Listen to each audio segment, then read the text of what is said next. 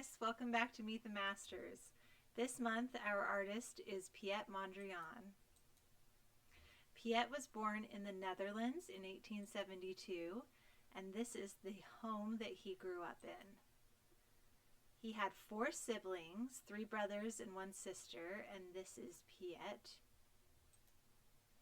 This is a picture of his Uncle Fritz. His Uncle Fritz was a really good painter, and so he taught Piet how to paint. When he was a young man, he went to the Amsterdam Academy of the Arts and learned even more about painting and technique.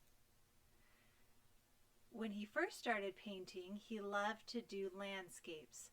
So he loved to paint fields and trees and rivers and things, and they looked pretty realistic, so they looked just like they did in real life. But as he got older, he started to paint in an abstract way. And when you are an abstract artist, that means that your paintings don't look like they do in real life. So these are a bunch of the trees that he painted. At the top, it looks like a tree. But when he went to paint it again, it looks less like a tree and more like abstract lines. The 3rd time, even less. The 4th time, and then the 5th time at the bottom. If you didn't know it was supposed to be a tree, you probably wouldn't ever guess it was a tree. It's filled with lines and squares and is very abstract, so it doesn't look like what it does in reality. So he moved to Paris, and this is a picture of Piet with his brother and sister-in-law. When he was in Paris, he met Pablo Picasso and Georges Braque, very famous abstract artists, part of a Cubist movement. And you can see their paintings do not look like things do in reality. They were very abstract, and they had a big impact on Mondrian's art. Here's a very abstract painting that he made of the pier and ocean. It's just made up of lots of black lines. Now, Mondrian created a new term called neoplasticism. All it means is new art that uses basic elements of color and lines. So the colors he used were the primary colors. You may have heard of them. There's red, yellow, and blue, and he also used black lines. So from here on out, these are the things that he used in his paintings to make his art. Very simple. Here's an example of this in his art.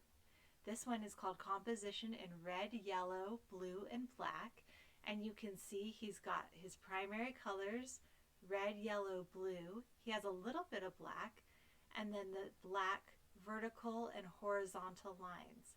The white is just where the canvas was. This is a picture of him in his New York apartment because he moved to New York in the 1940s. Now this is pretty cool. You can see in his studio, he even put the squares of primary colors and black on his studio walls. He really loved the look of that and would put that on his studio walls and his apartment walls just like he had in his paintings. This is one of his famous paintings called Broadway Boogie Woogie, and you might notice that this has a lot more going on than the simpler one that we just saw. The reason for that is because it was painted to represent the boogie woogie jazz music of the 1940s. He loved boogie woogie jazz, and so this painting was meant to represent the music, the things that he heard, the way that it made him feel. And so you can see there's lots of dynamic squares and colors and almost movement within this picture. This one is called Victory Boogie Woogie, and it was named Victory Boogie Woogie because it was meant to celebrate the end of World War II. Unfortunately, he died before it was finished, so you can see there's some areas of it that don't have paint. But this is one of his very famous pieces as well. Now, Mondrian's influence in design and art is huge.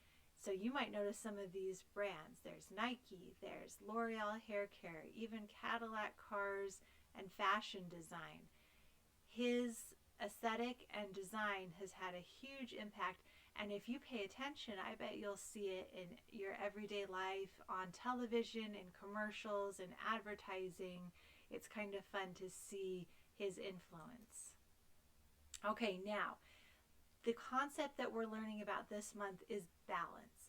And balance just means when you're making your piece of art, you want to make sure that everything looks right so that it doesn't look like it could tip over. Let me give you an example. So here's our canvas, and I'm going to place my primary colors that Mondrian used, red, yellow, and blue. Now, if I place them all on this side of my canvas, it's not balanced. I have all this blank white space, and it's so heavy on this side that it almost looks like it could tip over. So instead of putting all my colors on one side, I can place them around my canvas to make it more evenly balanced. There's not a bunch of colors just smushed up in one spot. Now, he also used lines. So we're going to also add vertical lines. However, the way I place them here is not balanced because I have them all on one side, and once again, it's heavy on this side, and think about it, it's almost like it could tip over to that side. So what we can do is we can space out our lines, and that looks pretty good. But remember, he used vertical lines and horizontal lines.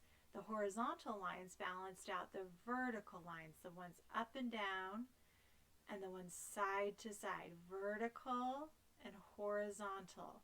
So we're going to add some horizontal lines side to side. Now, once again, you can see this picture isn't balanced yet because I've placed all of my horizontal lines together at the top. It's very top heavy up there, right?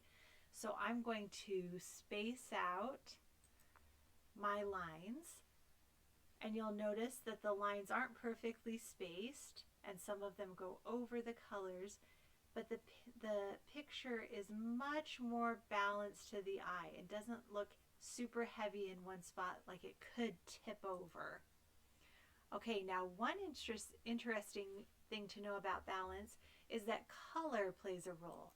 So the darker a color, the heavier it is for the eye. So I have a small red square. That will actually balance with a large yellow square. Because the red square is heavier, I need a smaller square to balance a yellow square because the yellow square is lighter, so it can be bigger to balance the small heavy square. The same thing is true with this small blue square. The color is heavier because it's darker, so I would use a larger square that's a lighter color to balance the two. Okay, friends, now it's time for one of our quizzes. Our question number 1 is, where was Mondrian born? Was he born in London, England, Amersfoort, Netherlands, or Murray, Utah? Great job. He was born in Amersfoort, Netherlands in 1872. Question number 2. What shapes did Mondrian like to paint?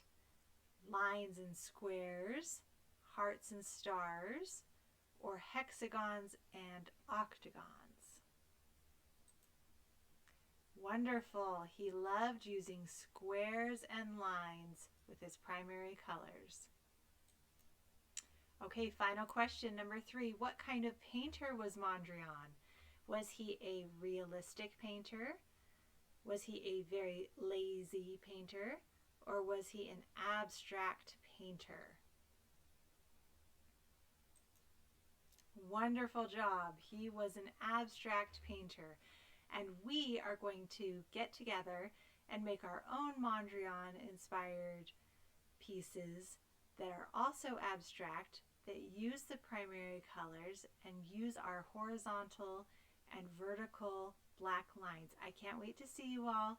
We're going to have so much fun this month together. I will see you soon. Bye.